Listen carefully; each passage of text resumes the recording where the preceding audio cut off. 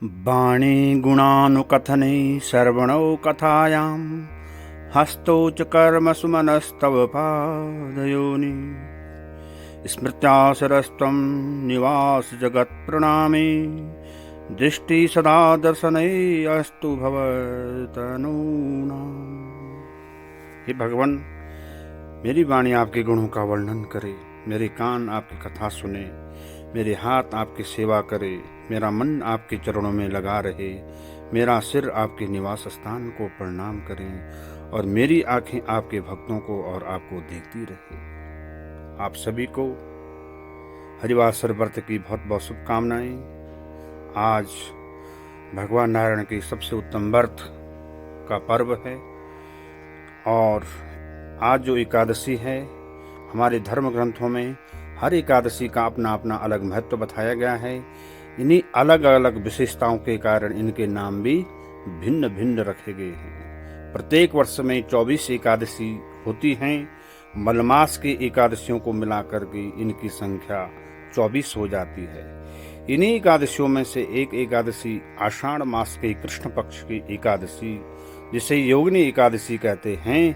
योगिनी एकादशी का उपवास रखने से समस्त पापों का नाश हो जाता है तथा इस लोक में भोग और परलोक में मुक्ति मिलती है। प्रातः काल उठें, ब्रह्म मुहूर्त में नारायण भगवान का षोडशोपचार पूजन करें और तत्पश्चात भगवान का स्नान आदि से करते हुए नूतन वस्त्र पहने आए, भगवान को चंदन का टिक्का करें और सुंदर भोग लगा करते हुए भगवान के नाम का अष्टाक्षर और द्वादक्षर मंत्रों का जाप करें। दिन भर व्रत रखें, व्यर्थ की वार्तालाप से बचें और द्वादशी में इसका पारण करें। इस बार एकादशी क्षय है, इसलिए दशमी युक्त एकादशी लेना भी शास्त्र सम्मत माना गया है। जो स्मार्थ गृहस्थ लोग हैं उनके लिए एकादशी का व्रत आज है और जो सन्यासी और वैष्णव जन हैं, संत लोग हैं, उनके लिए एकादशी का व्रत कल 22 जून 2026 को है। तो आइए इस पवित्र एकादशी की व्रत की कथा सुने। महाभारत काल की बात है कि एक बार धर्मराज युधिष्ठिर ने भगवान श्री कृष्ण से कहा, हे त्रिलोकीनाथ, मैंने ज्येष्ठ मास के शुक्ल पक्ष की निर्जला एकादशी की कथा सुनी। अब आप कृपा करके आषाढ़ मास के कृष्ण पक्ष की एकादशी की कथा सुनाइए। हे भगवान, उस कथा का क्या नाम है और इसमें किस नारायण की पूजा, भगवान की पूजा की जाती है, विस्तार पूर्वक से बताएं।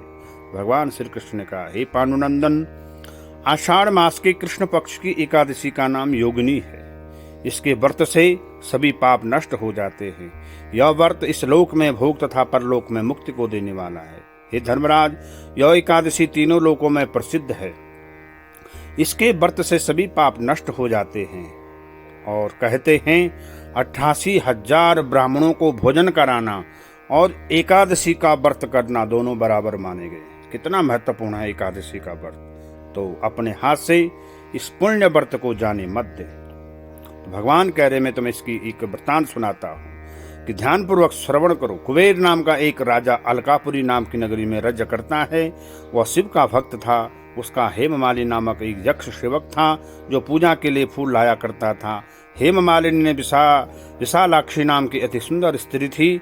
एक दिन मान सरोवर में उस जो कुबेर का जो यक्ष था, उसने क्या किया, मान सरोवर में जाकर के वो हमेशा कुबेर नाम के उस राजा को हमेशा वो लाता था, फूल लाता था। एक दिन क्या होता है, उनके लिए स्नान आदि सब कुछ करता है, किंतु कामासक्त होने के कारण पुष्पों को रख करके अपने स्त्री के साथ वो रमण करने लगा। इस भोग विलास में दोपहर हो गई और हेममाली की रात देखते देखते जब राजा कुबेर को दोपहर हो गई तो उसने क्रोधपूर्वक अपने सेवकों को आज्ञा दी, तुम लोग जा करके देखो और पता लगाओ कि हेममाली अभी तक पुष्प लेकर के क्यों नहीं आया। जब सेवकों ने उसका पता लगाया तो राजा के पास जाकर बताया, हे राजन, वह हेममाली अपनी स्त्री के साथ रमण कर रहा है। इस बात को सुनकर के राजा कुबेर ने हेममाली को बुलाने की आज्ञा दी। डर से ही कांपता हुआ हेममाली राजा के सामने उपस्थित हुआ। उसे देख करके कुबेर को अत्यंत क्रोध आया और उसके होंठ फड़फड़ाने लगे। राजा ने कहा, अरे अधम, तूने मेरे परम पूजनीय देवों की विधि भगवान शिव जी का अपमान किया है। मैं तुझे श्राप देता हूँ, तू स्त्री के वियोग में तड़फे और मृतलोक में जाकर के कोड़ी जीवन व्यतीत करे। कुबेर के हिसाब से वह तत्क्षण उसी समय स्वर्ग से पृथ्वी पर आ गिरा और कुष्ठ रोग उसको हो गया। शरीर गल रहा है, स्त्री भी उसकी बिछड़ गई। मृतलोक में आकर के उसने अपने भयंकर कष्ट भोगे, किंतु भगवान शिव की उस पे कृपा थी, कारण कि वो भी राजा के लिए फूल लाता था। उसकी बुद्धि मलिन नहीं हुई। कहीं न कहीं से पुण्य आप किसी और के लिए कर लें, लेकिन उसका फल आपको भी जरूर प्राप्त होता है। पूर्व जन्म की भी से शुद्ध रही, अनेक कष्टों को भोगता हुआ तथा अपने पूर्व जन्म के कुकर्मों को याद करता हुआ हिमालय पर्वत की तरफ चल पड़ा और वहां जाते जाते उसे मार्कंडेय ऋषि का आश्रम मिला। मार्कंडेय ऋषि को उसने अपनी पूर्व व्यथा बताई कि किस प्रकार से मेरा ये कुष्ठ रोग दूर हो। हे माली को देकर के मार्कंडेय ऋषि ने कहा कि हे ममाली, तुम्हें जो कुष्ठ रोग हुआ है, उस भयानक रोग को दूर करने के लिए तुम्हें क्या करना पड़ेगा? प्रतिदिन मानसरोवर में जाकर के तुम्हें वहां पे एक दिन विशेष रूप से आषाढ़ मास के जो कृष्ण पक्ष की जो एकादशी आती है, उस एकादशी में तुझे क्या करना पड़ेगा? उसका विधि पूर्वक से व्रत करना पड़ेगा। द्वादशी में इसका पारण करना पड़ेगा। इस व्रत के प्रभाव से तुझे ये जो कुष्ठ रोग है उससे मुक्ति मिल जाएगी। उसने ठीक ऐसे ही किया, और जैसे ही आषाढ़ मास के कृष्ण पक्ष की जब एकादशी आई, उसने वहां पे वो व्रत किया और इस व्रत के प्रभाव से वो पुराने स्वरूप में आ गया। अपनी स्त्री के साथ सुखपूर्वक रहने लगा। भगवान श्री कृष्ण ने कहा, हे राजन, इस योगिनी एकादशी की कथा का फल 88,000 ब्राह्मणों को भोजन कराने के बराबर है।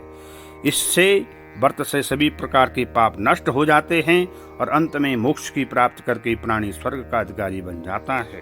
तो ये जो एकादशी है सभी मनोकामनाओं को पूर्ण करने वाली है। आइए हम इस व्रत को विधि पूर्वक से करें। और आज श्री राधा कृष्ण मंदिर गंज बाजार शिमला में पूरे गर्भगृह का आपको मैंने दर्शन कराया है।